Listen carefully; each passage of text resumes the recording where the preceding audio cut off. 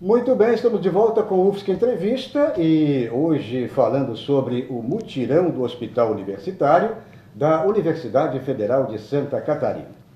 Agora, neste segundo bloco, vamos conversar com o professor Gustavo Lemos Pelandré.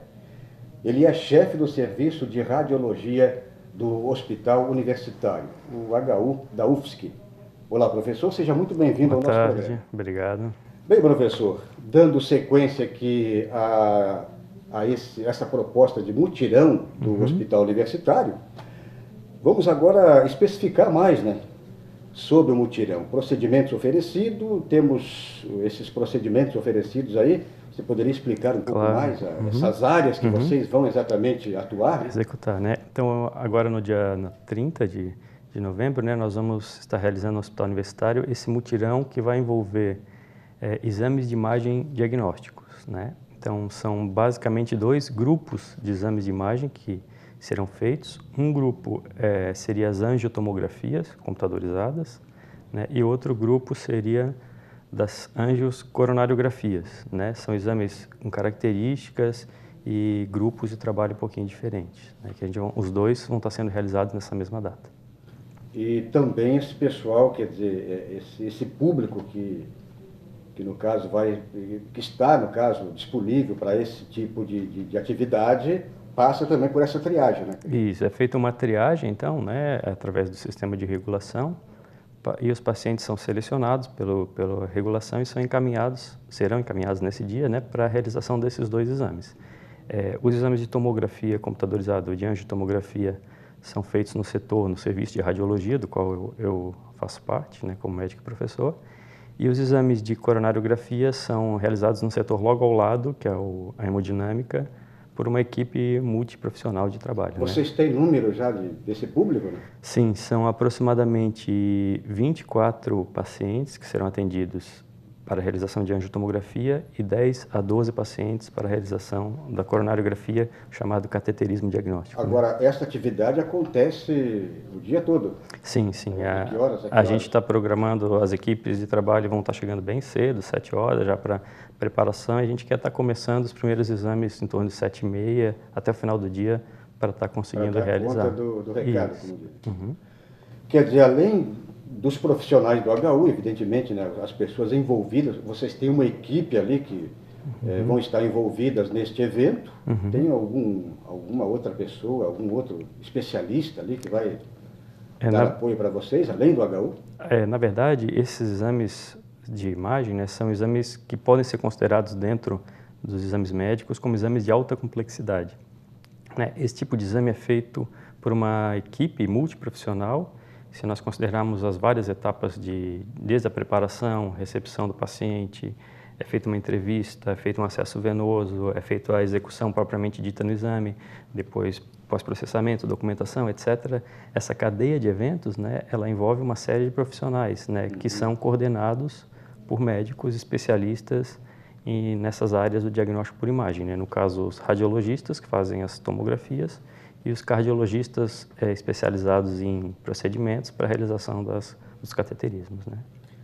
Isso tem algum problema, por exemplo, a pessoa que ela que no caso passou por essa triagem, quer dizer, ela teve já um primeiro diagnóstico lá com o médico do bairro, né? Isso. Então ela já chega ali exatamente apta a participar, né, desse procedimento, é isso? Exatamente. A rede a qual o HU faz parte, né, o SUS, é uma rede hierarquizada e integrada, né? Então o HU ele faz essa inserção no nível terciário após uma triagem, após um encaminhamento dos níveis primários para a execução de exames, procedimentos, etc., que sejam de maior complexidade, né? Fazendo essa contribuição especializada, vamos dizer assim, para o Sistema Único de Saúde, né?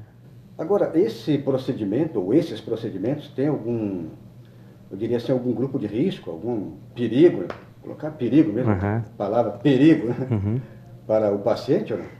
Na verdade, assim, todo procedimento médico, seja diagnóstico, seja terapêutico, ele envolve algum risco, né? E assim, não existe praticamente alguma intervenção médica sem que seja associado a um risco geralmente pequeno. Então, assim, como todo procedimento médico, sim, existe um risco pequeno, mas esse risco ele é, em primeiro lugar, controlado, ele é triado, né?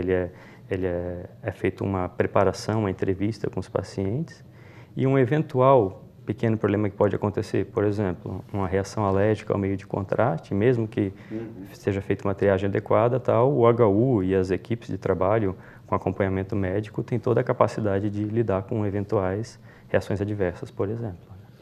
Agora, em termos de tempo, assim, média, o que é que demora mais ou menos um exame desse aí, professor? A gente poderia dizer assim que um exame de tomografia entre a preparação, a aquisição, ela leva em torno aí de 20 a 30 minutos. E um exame de cateterismo, dependendo do grau de dificuldade, etc., fica em torno de 1 hora para realização entre preparação, execução, etc. E o que é que você, no caso, exigem da pessoa para tem que chegar lá, por exemplo? Isso, um tempo bem antes? Isso. Quando a rede, né, a regulação... Tipo de alimentação? Isso, tem que tomar uma série de cuidados, né?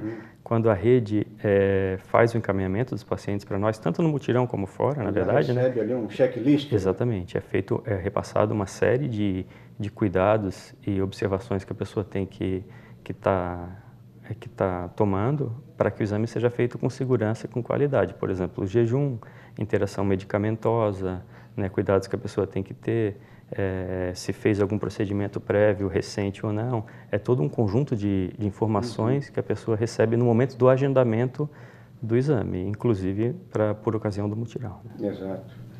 É que, de qualquer maneira, pode ter alguma reação, né? Adversa. Isso, os pequenos riscos fazem parte da prática médica como um todo diária. diária. Preparados lá para exatamente agir de acordo com... Inclusive, foi feito também um cuidado especial de conversar, informar aos outros setores do hospital universitário, né, especialmente o setor de emergência, que estaríamos realizando esse mutirão com um número um pouco maior de pacientes do que habitualmente é feito, né, para um eventual problema que possa acontecer. As outras unidades do HU estão cientes e poderiam estar colaborando. Né? Então, em termos eu diria assim, de recurso humano lá, vocês envolvem toda a equipe do hospital? Sim, né? sim. De qualquer maneira, a equipe toda, os profissionais do HU estão envolvidos nesse mutirão. Né? Sim, toda a estrutura hospitalar como um todo, humana, técnica, equipamentos, etc., está, de certa forma, envolvida e está acompanhando o evento desse dia. Né?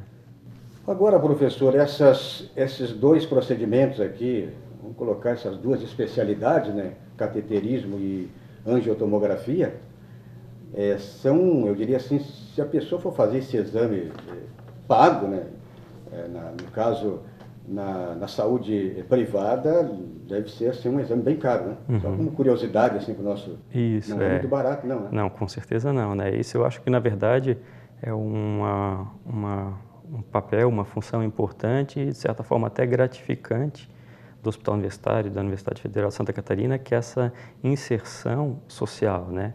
Como tu mesmo frisasse, se esses pacientes fossem fazer esses exames fora da rede, né?